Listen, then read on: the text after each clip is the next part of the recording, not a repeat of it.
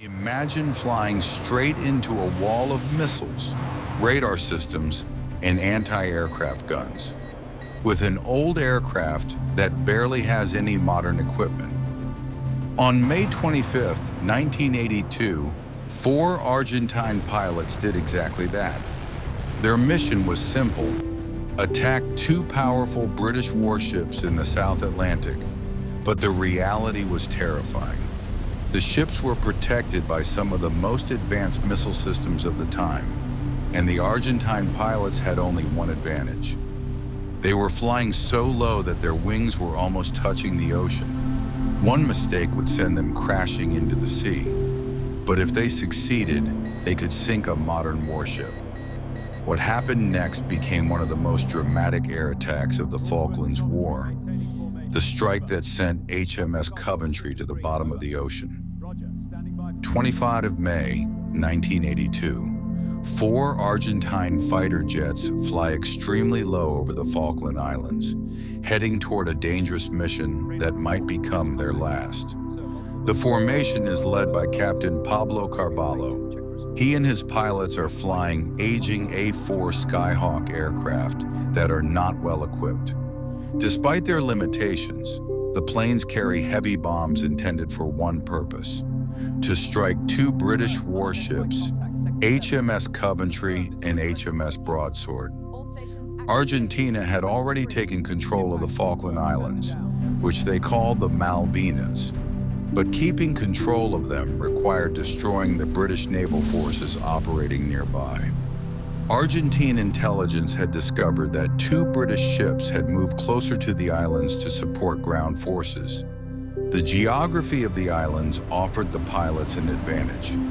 By flying extremely low along the terrain, they could approach without being detected by British radar. Carballo reminds his pilots not to climb under any circumstances.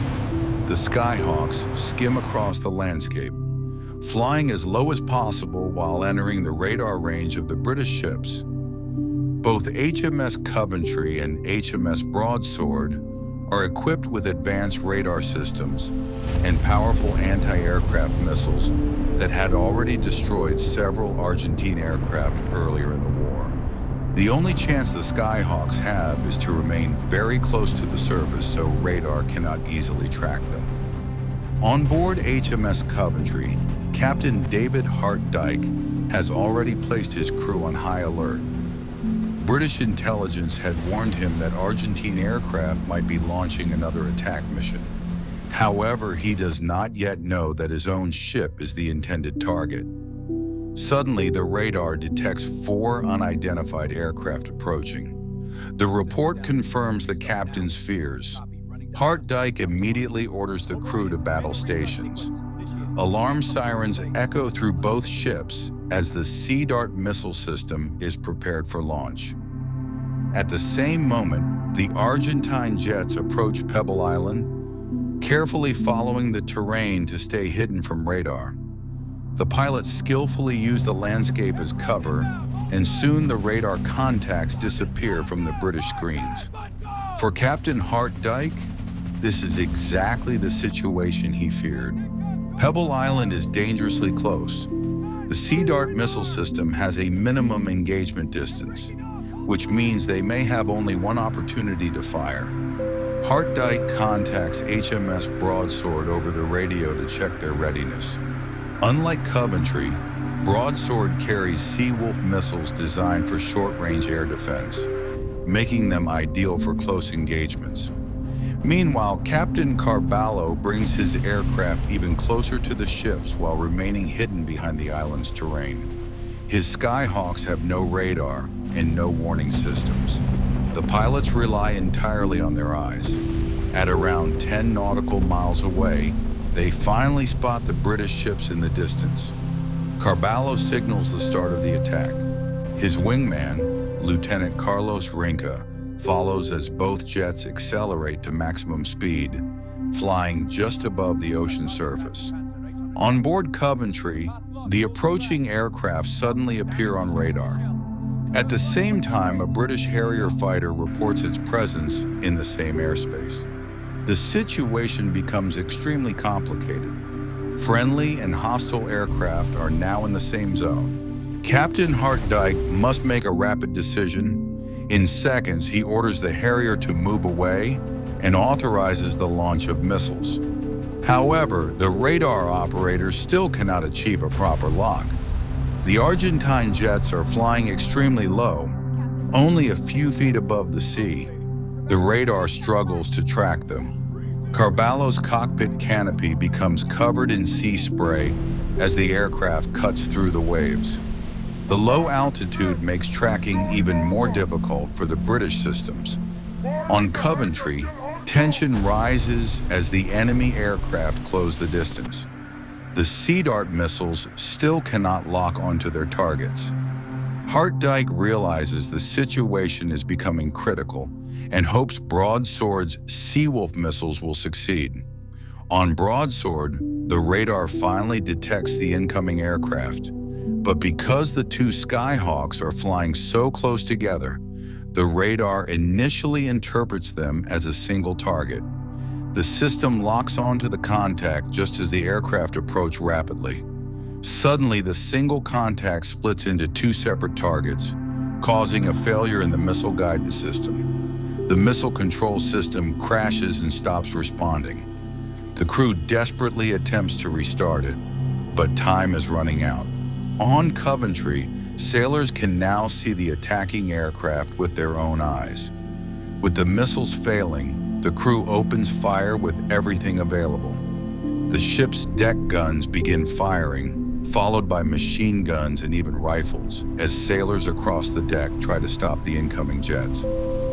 Carballo sees the splashes of artillery shells hitting the water and the bright tracer rounds getting closer as the British refine their aim. The aircraft are under heavy fire. Realizing they may not survive a direct run toward Coventry, Carballo quickly changes the plan and orders his wingman to switch targets to HMS Broadsword. The two jets veer away from Coventry's guns and line up their attack on the second ship. Moments later, both pilots release their 1,000-pound bombs. The bombs hit the ocean surface and bounce across the water like skipping stones, moving toward Broadsword. One bomb sinks before reaching the ship. The other strikes the side of Broadsword and passes through the structure before exiting and falling into the sea. Miraculously, it does not explode. Although disappointed, the Argentine pilots know the attack is not over.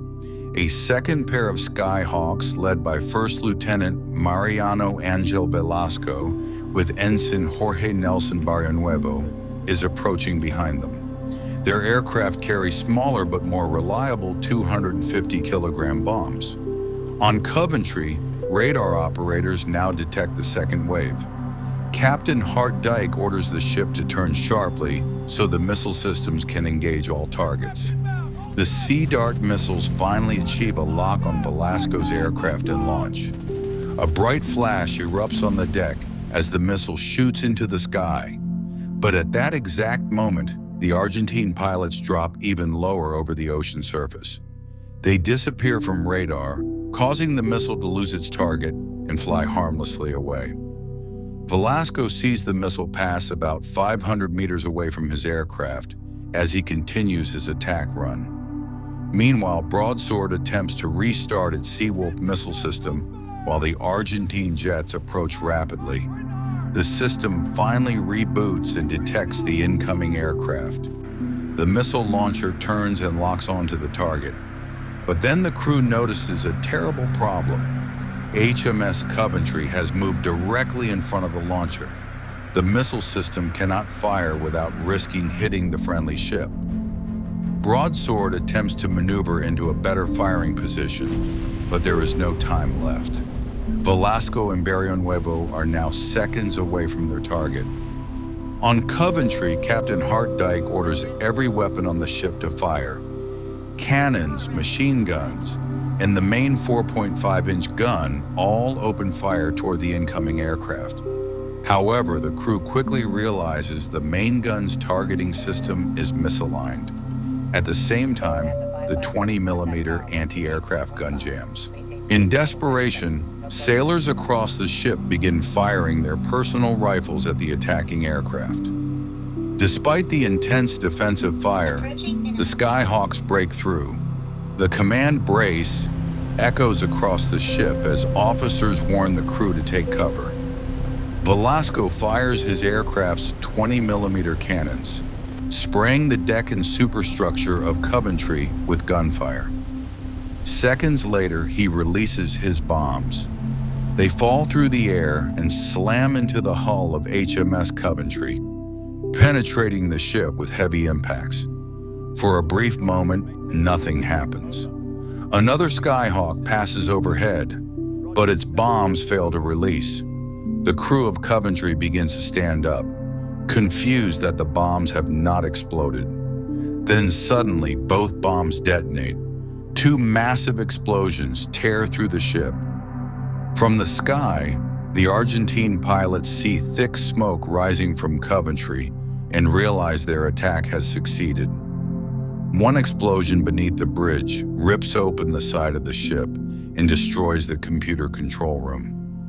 Fire spreads rapidly through corridors and into the operations room where Captain Hartdyke and the crew had been working.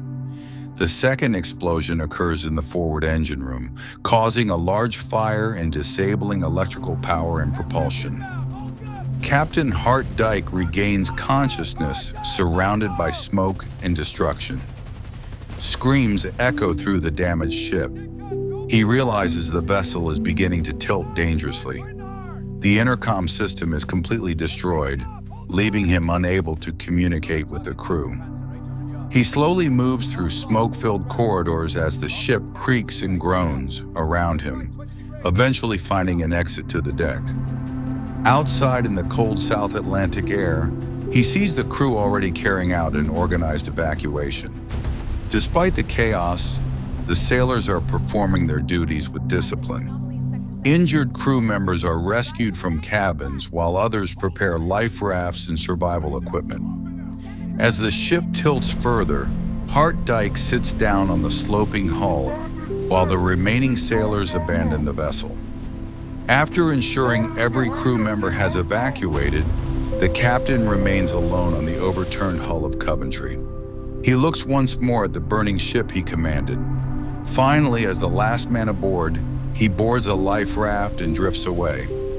Thanks to the professionalism of the British sailors, 170 survivors are later rescued from the water by HMS Broadsword and British helicopters.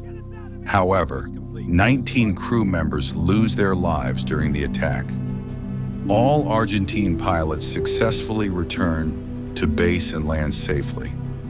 Although they achieved a dramatic victory, it did not change the overall outcome of the war.